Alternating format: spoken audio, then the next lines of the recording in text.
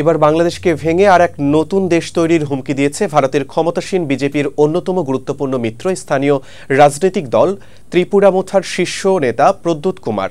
বাংলাদেশের সংখ্যালঘু এবং উপজাতিদের উপর নির্যাতনের অভিযোগ তুলে বৃহস্পতিবার ত্রিপুরায় এক মিছিলে এমন হুমকি দেন তিনি। প্রদ্যুৎ কিশোর বলেন, আজ মুসলিমরাও আমাদের হিন্দু মন্দিরগুলো রক্ষা করে, আমাদের রাজবাড়িতে এখনো নামাজ হয়, এটি ভারত এবং আমাদের সংস্কৃতি। কিন্তু দেখা যাচ্ছে বাংলাদেশের মানুষ এই বিষয়টিকে শ্রদ্ধা জানায় না। তিনি আরও বলেন, বাংলাদেশিরা এখন ভারতের বিরুদ্ধে স্লোগান দিচ্ছে। তারা বলে তারা নাকি ত্রিপুরা এবং পূর্বাঞ্চলীয় রাজ্য দখল করবে। আমাদের সবাইকে ঐক্যবদ্ধ হতে হবে এবং সরকারকে চাপ দিতে হবে তারা যেন বাংলাদেশের বিষয়টি জাতিসংঘে উত্থাপন করে।